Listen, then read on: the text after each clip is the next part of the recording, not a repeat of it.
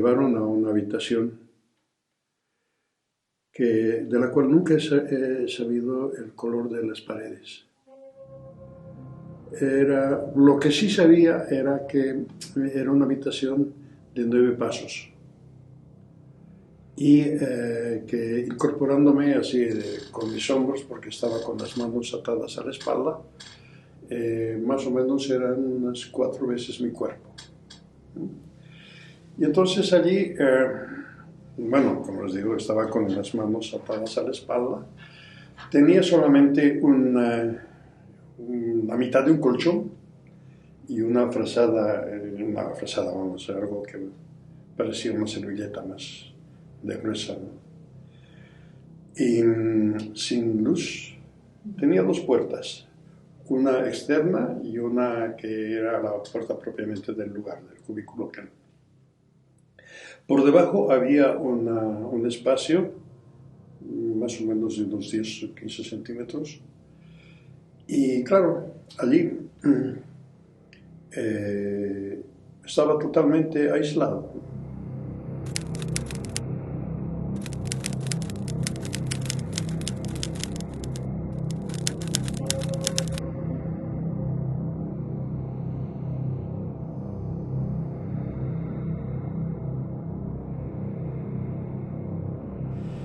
Y claro, estando allí, me sentía bastante, podemos decir,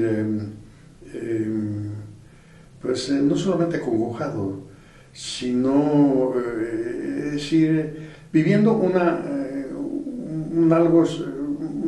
pesadilla surrealista que no tenía ni principio ni fin, pero que estaba ahí, ¿no? Y empecé a hacer una serie de, digamos, de esfuerzos mentales. Quería jugar ajedrez conmigo mismo, ¿no? Y perdía, me ganaba yo a mí mismo, ¿no? Luego me cansaba de eso y bueno, busqué todas las formas, inclusive busqué una forma muy especial de recordar todo lo que había sido mi vida, ¿no? Es decir, desde que era niño, todos los acontecimientos, pero también venían los malos recuerdos, ¿no? Pero se iban agotando los espacios, se iba pasando el tiempo.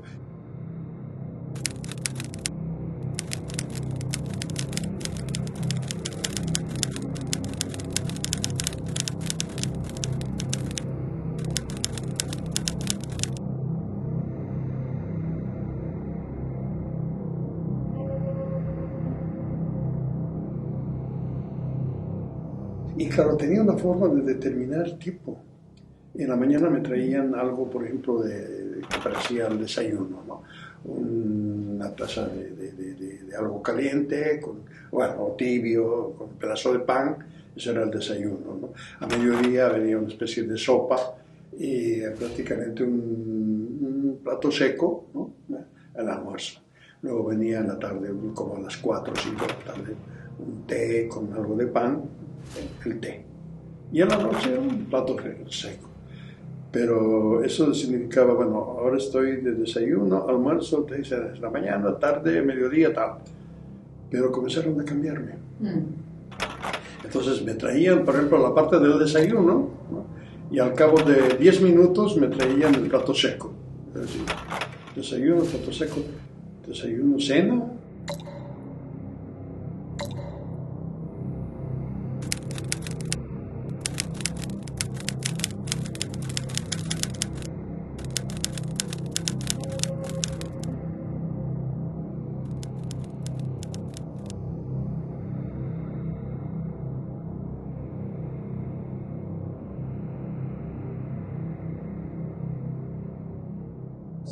Estaba totalmente perdido, ¿no? O sea, yo no te puedo decir si he permanecido allí, tampoco mi mente acepta, ahora mismo, ¿no? Si han sido 30 días, 40 días, 20 días, no sé.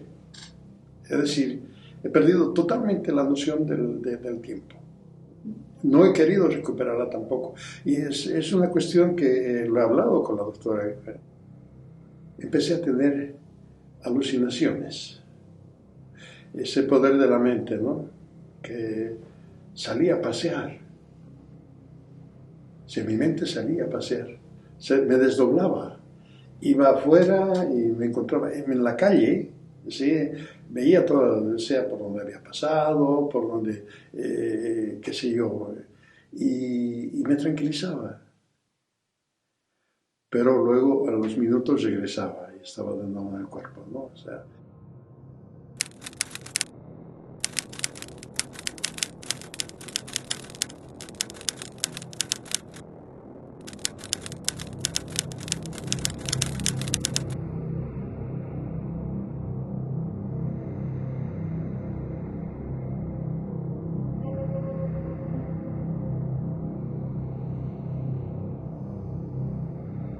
y en el espacio había algo bien, bien importante. No podía comer así como un ser humano normal, porque estaba con las manos atadas atrás. Entonces, me pasaban la comida por ese agujero que había debajo de la puerta, y claro, tenía que arrastrarme para comer, es decir, al estilo, me estaban denigrando en la condición de un perro, me ponían en la condición de un perro, y el hambre me obligaba a tener que comer así, ¿no? Y lo más denigrante era que toda la habitación tenía solamente una lata de estas grandes les llamamos latas de manteca, ¿no? Y bueno, como no me cambiaban la lata, entonces la habitación iba llenándose, también del piso, y llegaba hasta donde estaba el colchón, ese pedazo de colchón, y como yo estaba con los brazos atrás, es una tortura grande también esto de tener los brazos atrás, que no te puedes mover, que te lastima todo el cuerpo y tal, y estás encogido. Y bueno, pero llegaba la humedad. Y entonces te sentías allí que si hay algo parecido al horror profundo, era eso, ¿no? Y entonces tenía que arrastrarme, comer al lado de los orines, ¿no? Esa desesperación es tan profunda que llega un momento en que prefieres la muerte. Y yo en ese momento le dame cuentas, vino uno de esos días, ¿no? Y yo le dije, Dami, hazme un favor, mátame. No, mátame. Y él me dijo, eso lo que eres muy fácil, te va a resultar que te mate ahora. Yo puedo hacerlo, te puedo matar ahora, ¿no? Diciendo que me has atacado y te disparo y te mato. Pero va a ser demasiado suave para ti porque tienes que contarnos todo lo que has hecho, ¿no? Todo lo que has vivido. Entonces aquí, no, sería hacerte un favor demasiado grande. Quizás en otro momento te lo haga, pero ahora no. Es el punto más duro. Es el punto en que pienso que, habiendo sobrevivido ese espacio, en realidad pienso que no hay quizás otro punto que pueda ser más dañino. Claro, que pierdes totalmente toda noción. Es decir, no sabes si estás en este planeta o estás donde, qué eres, no, has perdido todo. Entonces, como no me hablaba nadie, no tenía ningún contacto con nadie, salvo ese plato que llegaba por el agujero que estaba en la parte de abajo. Entonces yo trataba de hablar con el que me traía la comida, ¿no? Decía, oye, ¿cómo te llamas? ¿Cómo estás? Dime algo, ¿no? Nadie me respondía. Tenían prohibido hablar conmigo. Entonces, un día se me ocurrió, no sé, preguntar. ¿Está brillando el sol? ¿Hay sol? Y hasta ahora no estoy seguro de que si me respondió o me imaginé, o me imaginaba que me hubiese respondido, ¿no? O sea, sí, nada más una palabra, ¿no? Entonces, para mí, la pregunta esa, ¿brilla el sol? Era una forma de demostrarme a mí mismo que estaba aún en vida. Brilla el sol. Porque para mí es volver a la vida, o sea, sentir el brillo del sol, el calor del sol, y me devuelve la vida. Es inexplicable. Tal es así que cuando salgo de ese espacio, cuando me llevan juntamente con los otros presos políticos, ¿no? Lo único que yo hacía era cubrirme con una frazada, ¿no? Y arrinconarme en un lugar y no quería hablar con nadie, ¿no? Y felizmente los compañeros que eran de distintos partidos políticos, que estaban presos ahí por sus ideas, eran presos de conciencia, ¿no? Me venían a darme algunos mensajes, ¿no? Me hablaban, pero yo no quería hablar, no quería estar solo, totalmente solo, y me escondía, ¿no? Y no, me metía debajo de una mesa, ahí que tenía una mesa así que donde jugaban ellos, jugaban cartas, qué sé yo, pero yo me metía ahí debajo y con mi frazada y no quería saber nada, no quería hablar ni nada, ¿no? Y ellos, bueno, habían muchos de estos jóvenes que estaban presos, eran estudiantes de medicina, ¿no? Entonces sabían, o sea, cómo estaba el cuerpo reaccionando, o sea, y todo aquello, y me ayudaron. Me han ayudado bastante. Pero tenía una obsesión muy concreta, ¿no? Quiero morir. Y inclusive los compañeros comenzaron a ponerme, o sea, tenían ellos algunos cuchillos con los que hacían un poco de eso, comida, qué sé yo, ¿no?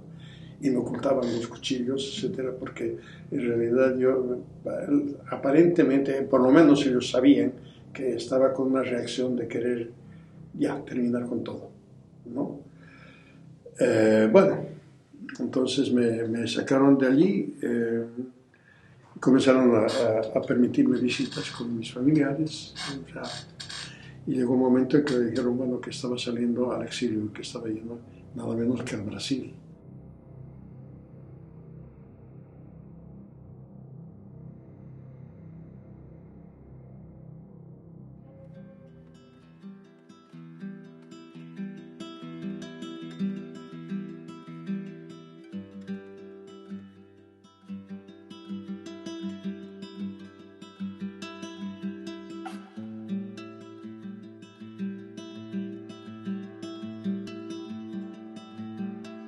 Y siento de nuevo las dos metralletas en la espalda, ¿no?